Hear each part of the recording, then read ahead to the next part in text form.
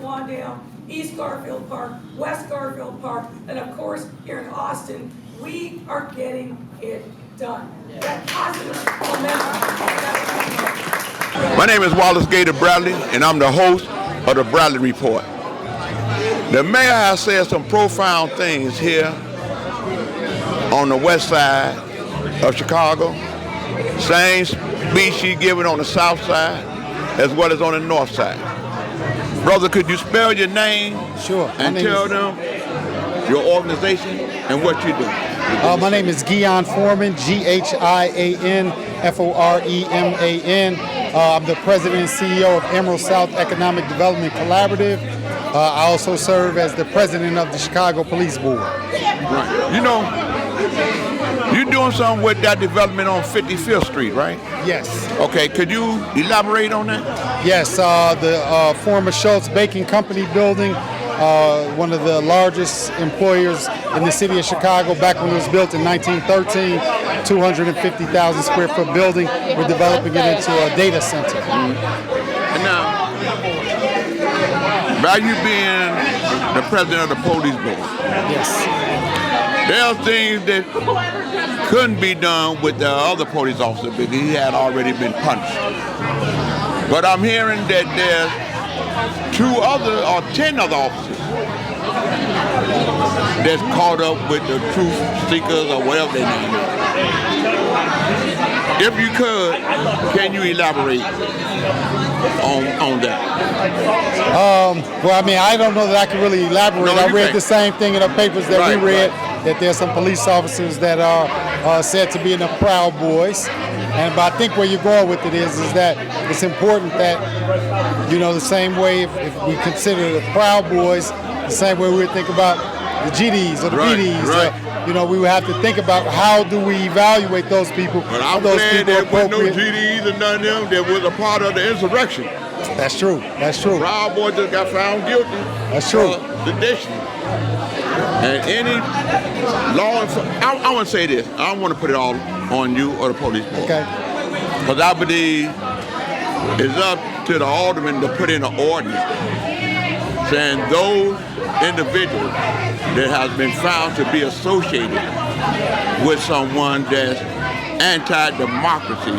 Yeah. Yeah. So yeah, the aldermen, but we have the new Community Commission for Public Safety and Accountability. So let's use that resource. Right, okay. Let's talk to our aldermen. Right. You know, let's talk to our mayor. Right. We have a voice. Right. I think it's important that we don't just put it on our aldermen, that we step up and that we are heard. Right. It's a lot of venues where we can be heard. You can be heard at the police board and make recommendations. Right. The police board has the ability to make recommendations of policy change. COPA has the ability for policy change. CCPSA has the ability. The IG has the ability. Aldermen have the ability. We ourselves can put something forward in city council. I've seen you testify. I do it all the time, right. So we all have the ability. It's just a lot of times we sit back and we wait for somebody else to do it. It's time for us to come and do it. If we say that this is important. It is. And one thing I want to say, the last note. I remember when reading where some police officers had tried to catch you up. Yes. You didn't bow down. You're still standing up. True. I honor you this Black History Month. Thank you. And young men and young women, not only will we not be moved, after seeing that 1619 project on Hulu, I'm glad I went out and voted early. Right. Appreciate you, man. Thank you, Brother Gator. All right. Introduce yourself and tell them who you are and what you're doing. I'm up here today as Athena Williams, representative and resident of the Community Light Board. I'm representing the agency right now because I just want to say this. I want to confirm everything that Melvin Bailey just said. Thank you very much. I have to because we have been out here trying to work with all these previous administrations, asking for support, asking for help in communities, not being able to get garbage cans. It's a travesty to what the mayor said, that if anybody does not vote for her, they're voting for Paul Bellis. Who, I have to go there. I have to go there. It was just in the news that he's not even a resident of Chicago for more than a year. What was it? Payload? Some of them is doing about that. Okay?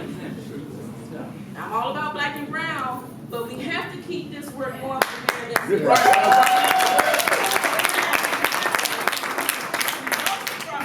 Because we're partners for the Laramie State Bank Project. $60 million on Chicago Avenue. That's probably $100 million on Chicago Avenue just for projects. Not talking about infrastructure, not talking about landscape, not talking about community development and economic development, which could total to be another $50 million just on Chicago Avenue. So they maybe come up here and said, And I'm gonna add to it. You know, I've been in this. Let me tell you who I am. I'm Nosa, and I'm the president and CEO of Ball Construction, one of the largest African American owned construction companies in the Midwest now.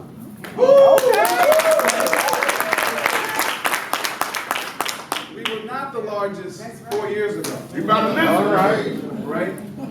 We were barely scratching the surface 4 years ago. Same NOSA, same credentials, same education. The opportunities weren't there, right? So when we hear what Mayor Lori Lightfoot is saying, it's true. It's true. It's real. In fact, it is the truth, right?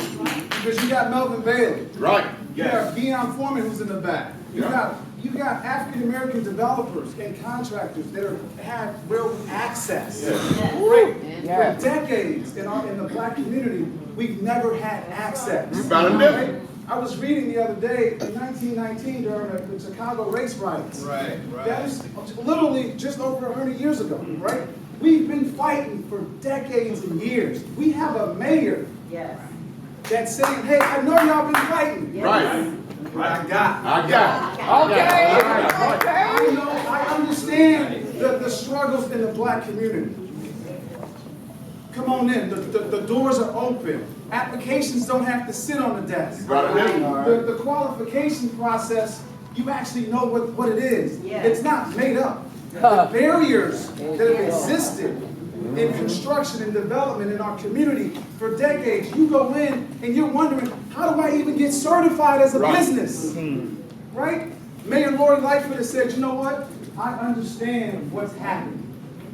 We're going to now start knocking down these barriers. What happens when anybody black in this country starts affecting change? They want them out.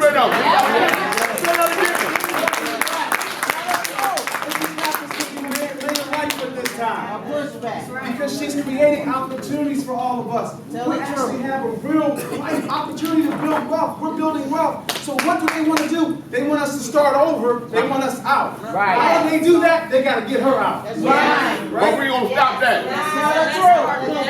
That's part of the United We Stand, Divided We Fall. That's right. That's the Come okie doke. together to continue, because again, things take time. I know it's people saying, well, you know, you got this application and it's still not helping everybody. It takes time. If we interrupt the time with the change, it's not going to happen. Right. We have to keep things going forward. That's the best thing I can say right now. We have to keep it moving forward. That's right. And it really frustrates me. And I'll be honest, they did it with Barack Obama. They said he wasn't a citizen. Right? They said he wasn't black. Right? We have a mayor that's building on the west side, on the south side. We have real jobs that are being created. They want to run commercials on violence. They want to scare us. We understand poverty creates crime. So if we have jobs and our young brothers and sisters are working on these job sites, give them a hard hat instead of a gun. They're not running those commercials. Are they? It's scare tactics. We cannot be bamboozled and fooled. They've been doing it for too long. And they want her out so we can go back to the bottom. We ain't going back. And I'm running with Mayor Lightfoot.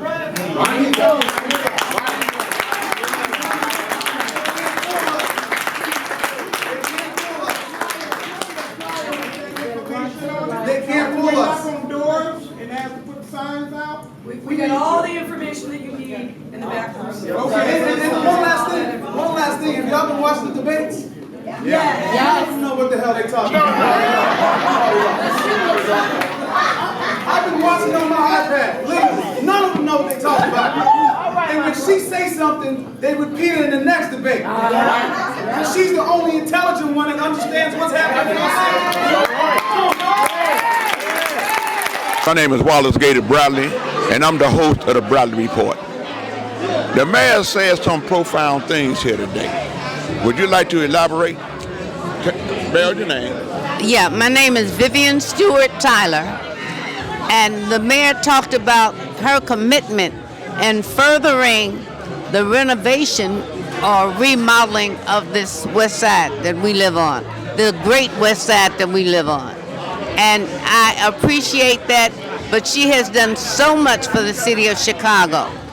And we just want her to continue to enhance and improve our city. And she has done more than any 4 mayors that I know since she's been in office. And she needs to remain in office. Every person that hear my voice, please go out and pull up and write in Lori Lightfoot, not write in, but punch Lori Lightfoot. Right. She is the only one that is capable of bringing Chicago to its fullest extent. Thank you. Thank you. Hey, well, I don't go nowhere. My viewer knowers, I want you to know I've been knowing this woman for over a month. We ain't gonna tell her how long we've been knowing one another. That's right. But she's true to the struggle, and I want to say to God be the glory. That's our story, and we vote for Lori. Absolutely. The parks, the libraries are all in unison and connected up, knowing that we've got to do more to support our young people. And we are at the center of it. We're providing the resources. We're letting the young people curate the kind of things that they want to see and where they want to see them. But I'm very, very, very aware that we have to do more to support our kids. I mentioned before, that pipeline to the street, that pull is real. The only way we change around the fortunes of the young people in our city is to make sure that they have no doubt that we love them, that we support them, and that there's opportunity in their neighborhoods at the community. My name is Wallace Gator Bradley, and I'm the host of the Bradley Report. And I'm with the great alderman of the 29th Ward on the best side of the city of Chicago, even though I'm on the south side. I get a west side. They props too. Brother Alderman, could you spell your name and let them know what ward you're from? Because it's important that he gets reelected. I'm Alderman Chris Taliaferro, and that's Taliaferro, and I am the alderman in the 29th Ward. Now, the mayor just left from here and shared with a lot of information for your residents that they weren't even fully aware of how much up under her administration they had invested on the west side. Could you elaborate on that? Yeah, and she did. She talked about her vision coming into office to build a better west side, a better south side. You know, the mayor, as many of us did, we saw a lack of investment on the west side and south Chicago. Although we were receiving some investments, we were not thriving. And she talked about under her leadership how through her program, Invest Southwest, she's been able to help rebuild the hope in a community. And then through the other projects that she's worked on in community development, mental health treatment, making sure our youth are employed, just how that has made a better vision for us on the west side of Chicago. So I certainly appreciate all her efforts. In my ward alone, the 29th Ward, we've seen currently over, and I'm saying right now, not last year, 2 years, currently over $250 million investment. Boy, you better listen. Say that again. $250 million in current investment. And to the crime that we're hearing from a lot of communities, public safety is the #1 issue in every ward, and as well as throughout the city. But here on the west side, we're seeing over 48% decrease in violent crime and murders in the 15th district, and in the 29th Ward, that's over 50%. So the strategies that the police department and that the mayor and that our community advocates and our community groups are putting together, it's working. on the west side of Chicago. You know, that's the same thing we did in the 90s when the murder rate was almost 1,000 Yep, a year. over 1,000 a year. We all came together, law enforcement. Same thing what y'all implementing here is a solution that need to be duplicated all across the city. Absolutely. I think the best thing that can happen, and that has happened, our communities have gotten involved, our residents have gotten involved, our advocacy groups have gotten involved, even our blocks have gotten involved. And I think our successes are because of that. And of course, with our police working hand in hand with our community. Hey, with that, I want to say, 29th Ward, get out and re-elect him and re-elect Mayor Lori Lightfoot. Is that old saying? 2 peas in a pod. Huh? All right. Thanks a lot, Thank Gator. you, man. Thanks, Gator. I To God be appreciate the you. glory. That's our story. Thanks for all you do, brother. All right. We need to get Chris Taliaferro reelected. With